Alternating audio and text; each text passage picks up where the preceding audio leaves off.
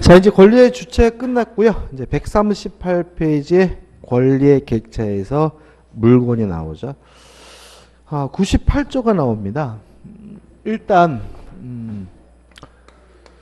물건이 뭐냐에 대해서 토지나 건물, 책상, 건물과 같은 눈에 보이는 유체물뿐만 아니라 관리가 가능하다면 자연욕도 물건이다라고 규정을 두고 있습니다.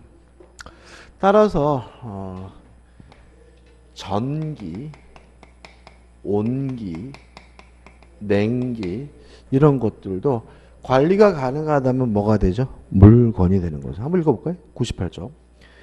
본법에서 물건이라 함은 유체물 및 전기, 기타 관리할 수 있는 뭐죠? 자연력을 말한다. 따라서 전기, 온기, 냉기와 같은 자연력이라도 관리가 가능하다면 뭐가 되죠? 물건이 되는 거죠. 1번 물건은 관리 가능성이 있어야 된다. 2번 물건은 외계 일부이어야 한다. 따라서 신체 일부는 뭐가 아니죠? 물건이 아니지만 분리된 신체 일부는 뭐죠? 물건이다. 예를 들어서 머리에 붙어있는 머리카락은 물건이 아니지만 잘리면 뭐로 바뀌죠? 물건으로 바뀌게 되고요. 우측에 시체가 그러면 물건인가에 대해서 학설이 대립이 있는데 통설에서 1번 특수 소유권설이 통설이거든요. 이게 뭐냐면 시체도 뭐란 얘기죠? 물건이란 얘기죠. 근데 물건이긴 한데 다른 물과 다른 점은 사용, 수익, 처분할 수 없다는 거죠. 그래서 시체라고 해서 팔아먹을 수는 없기 때문에 물건이긴 한데 특수한 물건이다 그래서 뭐죠? 특수 소유권설 이렇게 나와 있고요. 관습법상 관리권설은 읽어볼 필요도 없습니다. 우리는 뭐만 보면 돼요? 통설만 보면 되죠. 그 다음에 3번 물건은 배타적 지배의 관계상 독립성을 가져야 된다. 그러면 독립성이 있느냐 없느냐 문제는 1번 사회 통념에 따라서 결정할 수가 없다. 뭐 특별한 건 없고요. 그 다음에 2번 해가지고 물건의 일부나 집단 이해는 원칙적으로 물건이 인정되지 않지만 예외적으로 인정되는 경우가 있다에는 나와 있는데 이것도 중요한 건 아닙니다. 한번 읽어보시고 넘겨보시면 물건에 뭐가 나오죠? 분류가 나오죠. 중요한 것들 아니면 이 부분도.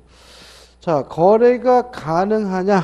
거래가 가능하면 융통물.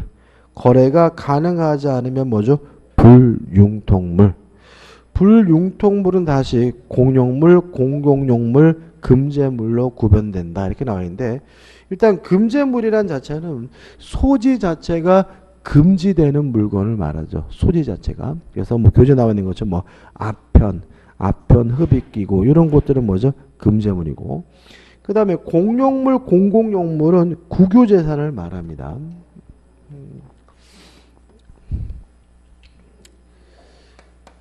국유재산이요.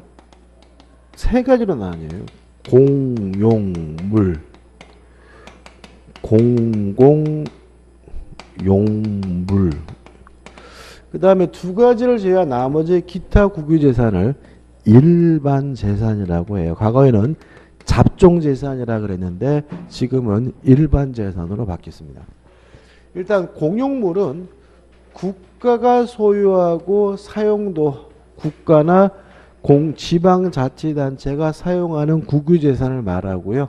뭐 경찰서, 청사, 시청, 청사, 교도소 뭐 이런 것들을 말하고 공공용물은 국가가 소유하지만 일반 대중이 사용하는 국유재산을 말하고요.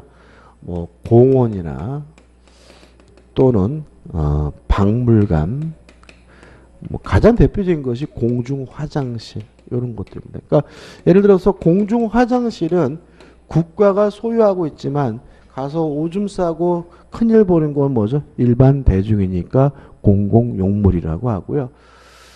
일단 여기서 기억할 것은 공용물이나 공공용물은 거래할 수가 없잖아요. 그죠? 불융통물이잖아요.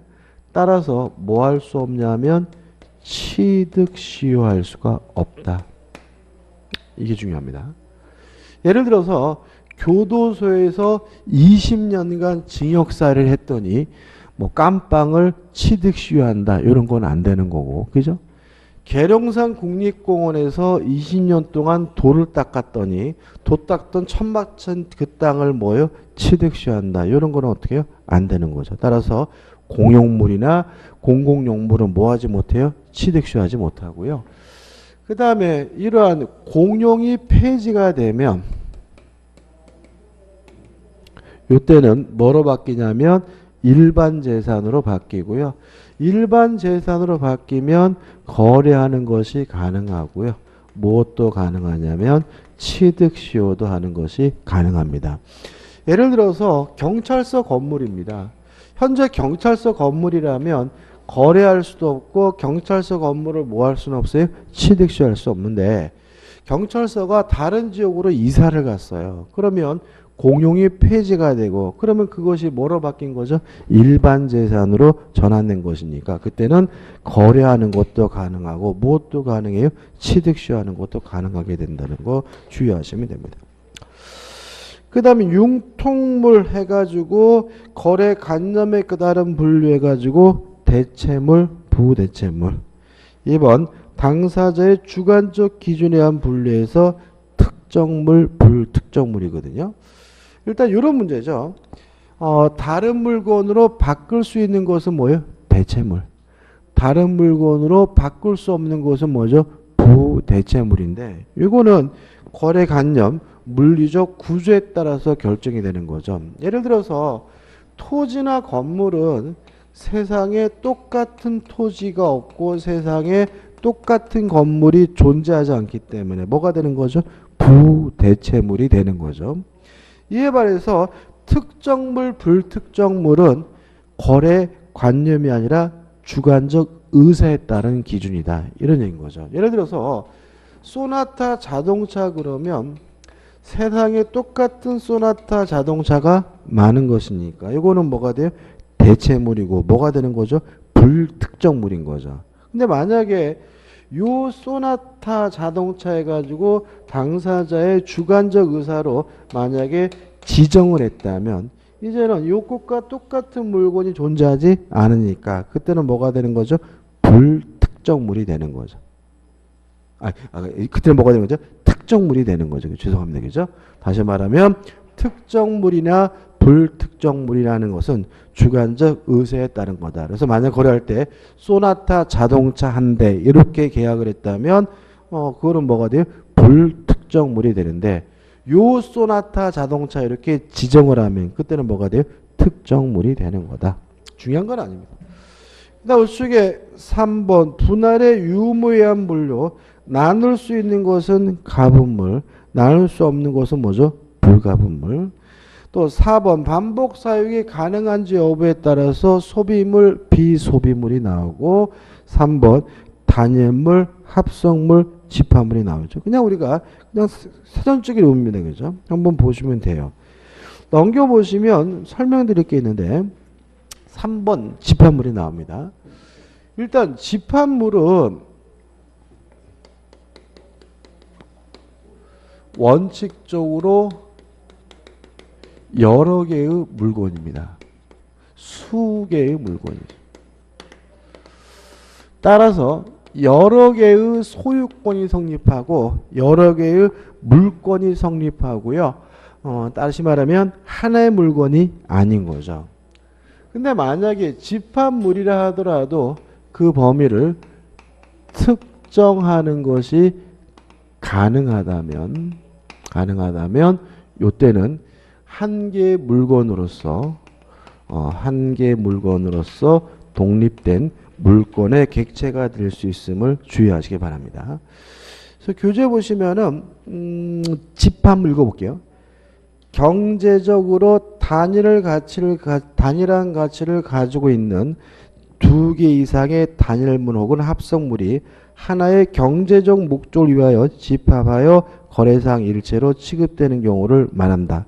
그래서 이렇게 거래상 일체로 취급되면은 한 개 물건으로 거래될 수 있지만 원칙은 뭐죠? 여러 개의 물건인 거고요. 그다음에 관련 뭐가 나오냐면 판례가 나와 있죠. 한번 설명을 좀 드리면, 자, 이건 어떤 문제냐면은 뱀장어 사건입니다. 갑이라는 사람이 뱀장어 양식을 하는 사람이에요. 양식을 하는 사람인데 수협에서 뭘 받으려고 하냐면 대출을 받으려고 하는데, 예를 들어서 2억이다. 요 갑의 재산에다가 뭘 하냐면 담보를 설정하려고 하는데, 문제는 양식장이 있는 토지나 건물은 거의 뭐가 없어요? 가치가 없죠. 헐값이죠. 그죠? 그래서 수협 직원이 갑에게 물어본 거죠. 사장님은 가장 값 나가는 게 뭡니까? 라고 했더니, 나야 뱀장어가 내 재산 목록 1호지 라고 하더란 말이죠. 그래서 수협진이 가보니까 이게 양만장이라고 그러더라고요. 수조 안에 뱀장어가 뭐예요? 디글디글 되는 거죠. 그죠? 뱀장어가. 그래서 요 뱀장어에다가 뭘 하고자 하냐면 담보를 설정하려고 해요. 일단 요 뱀장어는 각각 뭐예요? 집합물이고, 각각이 뭐예요? 소유권의 객체고 여러 개의 뭐죠? 물건인 것이 뭐죠? 원칙이잖아요. 근데 문제는 요 뱀장어 요 전체에 대해서 담보를 설정하는 것이 가능하냐? 요 문제에 대해서 일단 우리가 양도담보라는 개념을 생각해 봐야 되는데, 양도담보란 뭐냐면 소유권을 이전하는 방식으로 설정하는 담보가 뭐죠? 양도담보고요.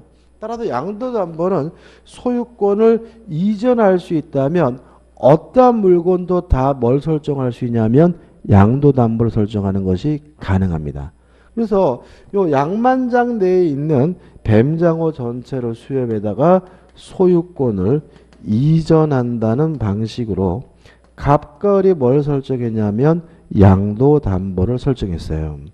근데 문제는 수협진이 갑한테 물어본 거예요. 몇 마리인가요? 그랬더니 갑이 뭐죠? 나도 안 세봐도 잘 모르겠는데 드럽게 많으니까 100만 마리 아닐까? 해가지고 100만 마리입니다.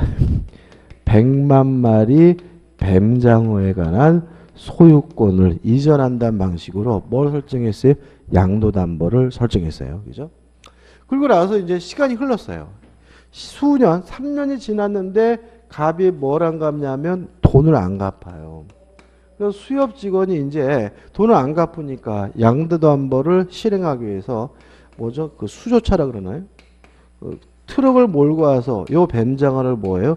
싣고 가려고 한단 말이죠. 그랬더니 갑이 뭐라 그러냐면 그때 그 뱀장어는 한 마리도 없대요.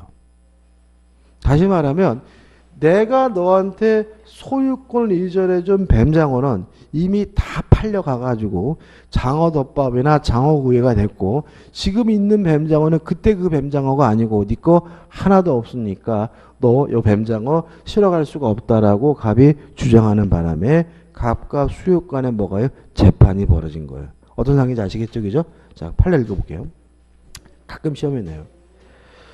증감 변동하는 동산의 집합물에 대한 양도담보 설정 계약은 목적물이 특정될 수 있으면 유효하다까지 일단 끊어볼게요. 자, 그럼 이렇게 되는 거죠.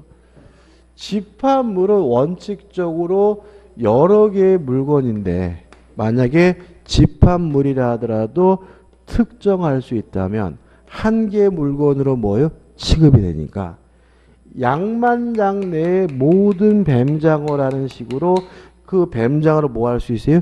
특정할 수 있다면 양도담보를 설정하는 것도 가능하고도 뭐예요? 유효하다. 이렇게 되는 거죠. 이게 첫 번째 쟁점이고. 계속 보시면 증감 변동하는 동산을 하나의 물건으로 보아 채권담보의 목적을 삼으려 하는 이른바 집합물에 대한 양도담보 설정 계약 체결도 가능하며, 이 경우 그 목적 동산이 담보 설정자의 다른 물건과 구별할 수 있도록 그 종류, 장소 또는 수량 지정 등의 방법에 의해 특정되어 있다면 그 집합물 전부를 하나의 재산권으로 보아 유효한 담보권이 설정된 것을 볼 수가 있다. 따라서 성장을 계속하는 어류일지라도 특정 양방장 내의 뱀장어 등 어류 전부에 대한 양도 담보 계약은 그 담보 목적물이 특정되었으므로 유효하게 뭐죠? 성립한다. 따라서 그때 그 뱀장어가 한 마리 없다 하더라도 요 양만장 내에 있는 모든 뱀장어에다가 양도 담보 유효하게 뭐예요? 설정되어 있는 상태니까 갑이 돈을 안 갚는다는 이유로 수협이 뱀장어를 실어가는 것은 뭐예요? 정당하고도 뭐죠? 가능하고도 유효하다. 이런 판례가 되는 거죠. 그죠? 그래서 우리는 이렇게 기억하면 되죠. 집합물에 대해서도 한 개의 물건으로 양도 담보를 설정하는 것이 뭐죠? 가능하고 집합물이 나오면 앞으로 뭐가 떠오르셔야 돼요? 뱀장어가 좀 떠오르셨으면 좋겠어요. 그래서 앞으로 우리는 집합물 하면 뭐죠? 뱀장어. 뱀장어에 대해서도 뭐가요? 양도 담보 설정이 가능하다는 거 좀 기억해 두시기 바랍니다. 가끔 됩니다. 그 다음에 주물과 뭐가 나오죠? 종물이 나오죠. 일단 주된 물건은 주물, 종된 물건은 뭐죠? 종물. 이렇게 되거든요. 근데 우리가 좀 개념적으로 좀 구별해야 되는 게 있는데 물건끼리 결합이 돼 있어요. 결합이 됐는데 분리할 수가 없다면 이걸 우리가 뭐라 그러냐면 부합물이라고 합니다. 그래서 우리가 전에 물권법 할 때 이런 거 있어요. 동선과 부동산이 부합하면 부동산 소유자 거가 되고 동산끼리 부합하면 주된 물건의 소유자가 주종을 구별할 수 없으면 가액의 비율로 공유한다. 다시 말하면 물건끼리 결합을 했는데 분리할 수 없으면 그 우리가 뭐죠? 부합물이라고 하고 달라붙은 물건의 소유자를 뭐죠? 결정하게 되고요. 결합이 됐는데 분리하는 것이 가능해요. 다만 분리하는 것이 가능하긴 하지만 분리해봤자 경제적인 존재 가치가 인정되지 않는 경우에는 이거 우리가 뭐죠? 종물이라고 합니다. 다시 말하면 주된 물건과 결합되어 있어야 존재 가치가 있는 물건을 우리가 뭐죠? 종물이라고 해요. 근데 결합이 됐는데 아예 분리할 수 없는 것은 그것은 종물이 아니라 뭐가 돼요? 부합물이 되니까 분리할 수는 있지만 분리해봤자 존재할 수 없는 존재 가치가 없는 걸 우리가 뭐죠? 종물이라고 하는 거죠. 그래서 제가 흔히 드는 예는 이런 거죠. 자동차가 있는데 자동차의 유리에 선텐이 안 돼 있어요. 그래서 제가 선텐지를 싸다가 선텐인가요? 선텐지를 사다가 제가 붙였어요. 그러면 자동차가 뭐가 됐어요? 결합이 됐는데 한 번 붙은 선텐지는 뭐 할 수 없어요? 분리될 수가 없죠. 분리하면 다 뭐가 돼? 찢어지잖아요. 그러면 이 선텐지는 자동차에 뭐가 된 거예요? 부합이 된 거죠. 동의하시죠? 근데 이 자동차 타이어는 분리하는 것이 뭐예요? 가능해요. 다만 자동차 타이어가 존재 가치가 있고 경제적 의미가 있으려면 자동차와 결합이 되어 있어야 존재 가치가 있는 것이므로 자동차가 주된 물건 주물이라면 자동차 타이어는 종된 물건 뭐가 돼요? 종물이 되는 거죠.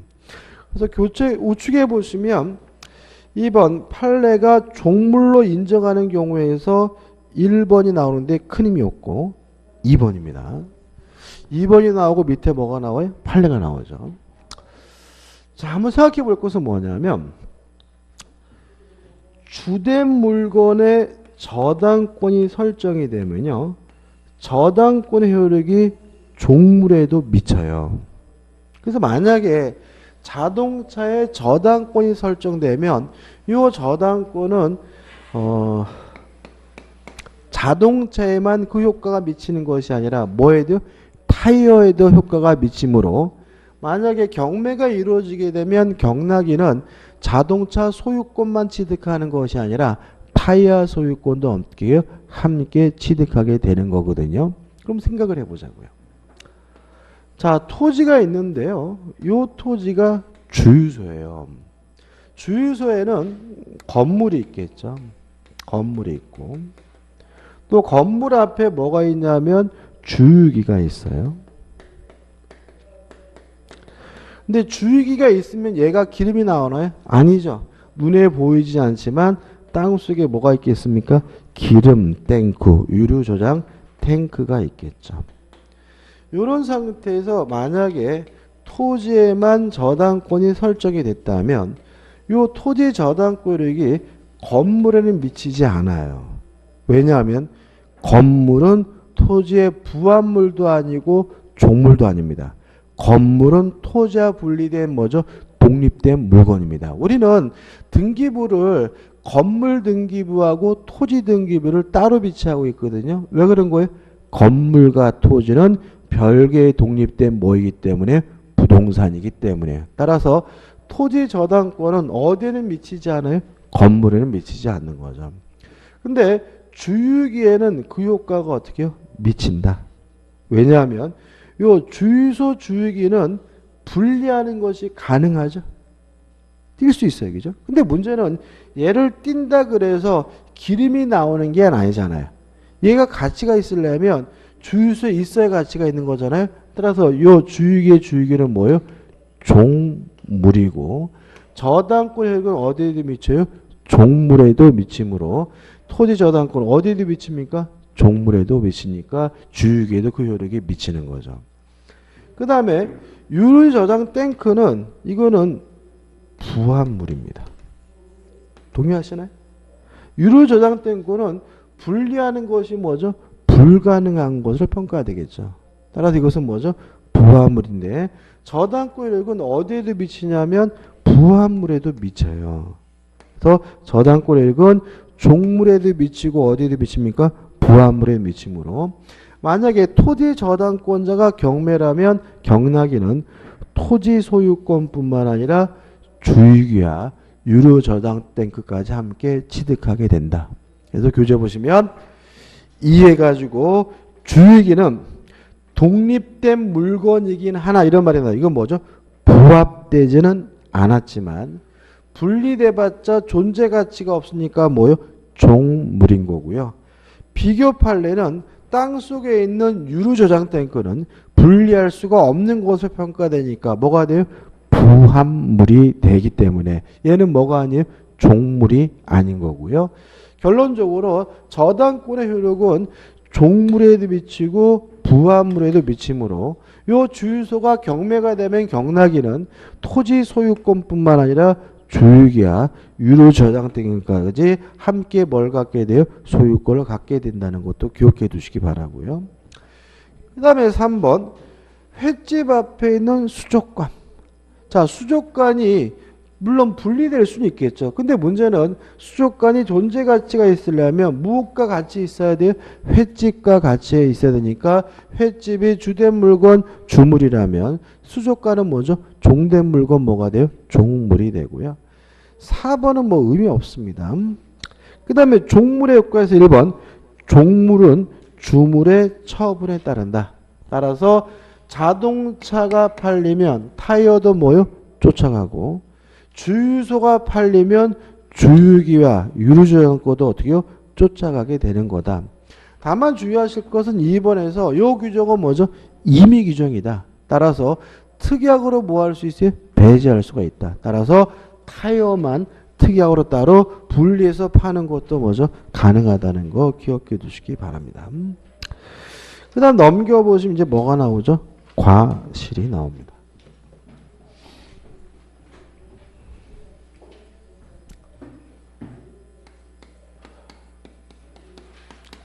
일단 과실은 목적물의 용법에 하여 수취하게 되는 이득을 과실이라고 하는데요. 그냥 우리는 이렇게 이해할 겁니다.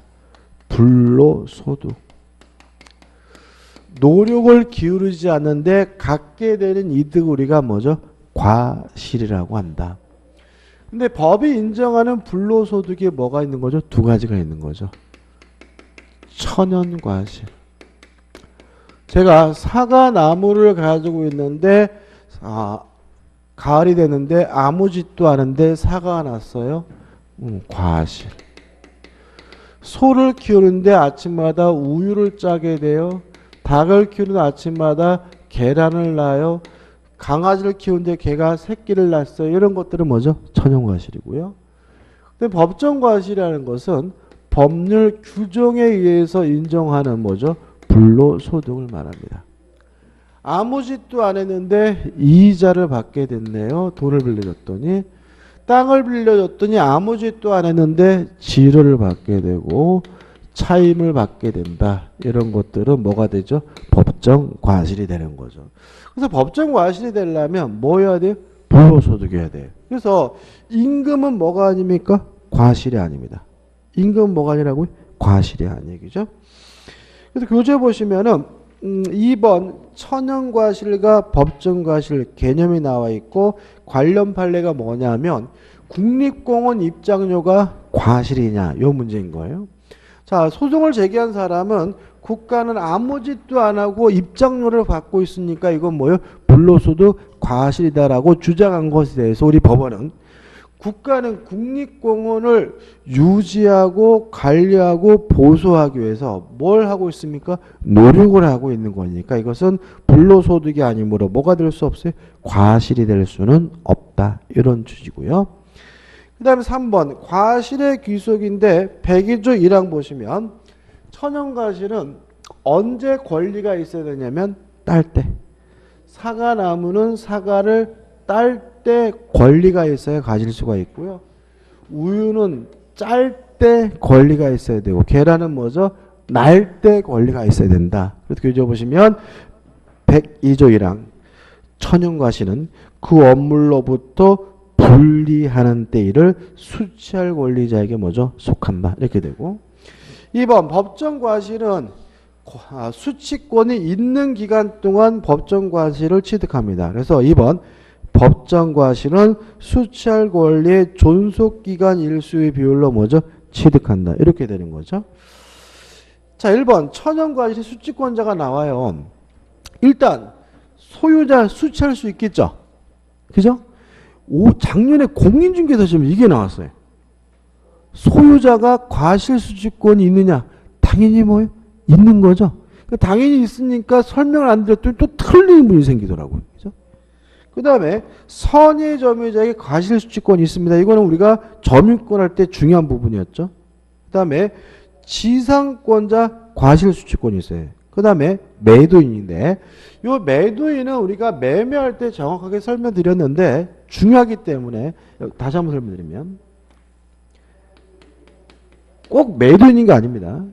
매매 계약 후 인도 전이라면 매도인이 목적물을 점유하고 있으니까 과실을 수취하고요. 인도 후에는 매수인이 점유하고 있으니까 누가요? 매수인이 과실을 수취하는 거예요. 그래서 일단 매매 계약 후에는 일단 매도인이 뭘 수취해? 과실을 수취하지만 인도 후에는 누가 과실을 수취하죠? 매수인이 과실을 수취했다는 거 꼭 기억해 두시고 다만 우리 판례가 일종의 예외를 인정하고 있는데 만약에 인도 받기 전이라도 매수인이 대금 지급을 완납을 하면 그때는 매수인이 과실을 수취하게 된다는 것까지 꼭 기억해 두시기 바랍니다.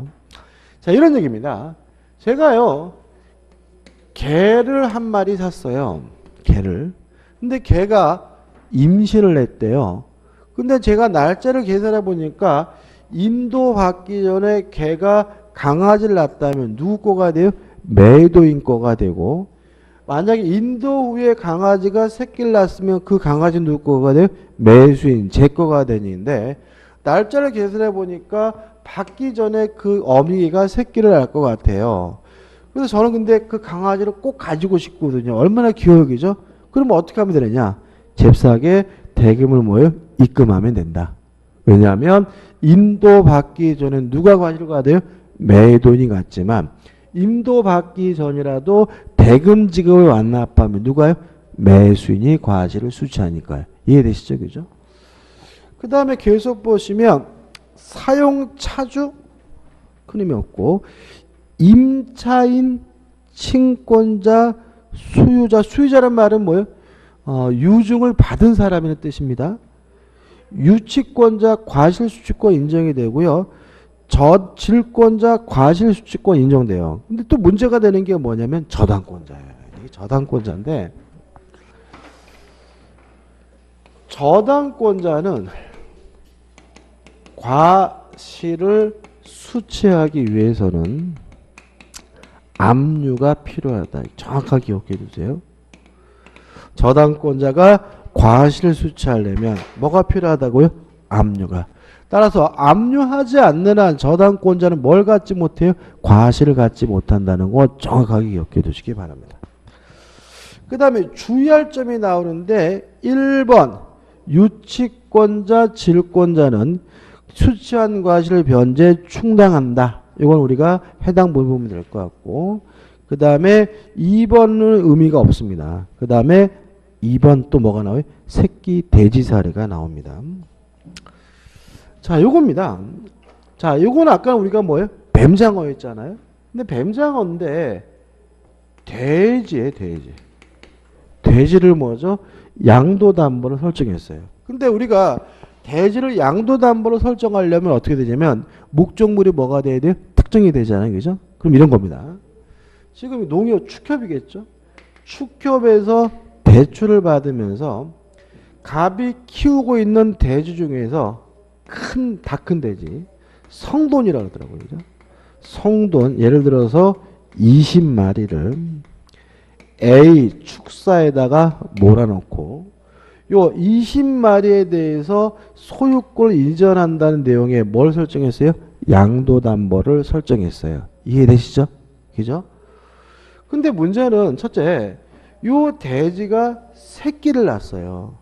새끼를 낳았을 때 양도담보권자인 축협과냐 아니면 축사 소유자인 갑이 새끼를 갖느냐 요 문제에 대해서 판례는 양도담보를 설정한 채무자 뭐죠? 돼지를 키우는 사람이 새끼를 갖는 거다.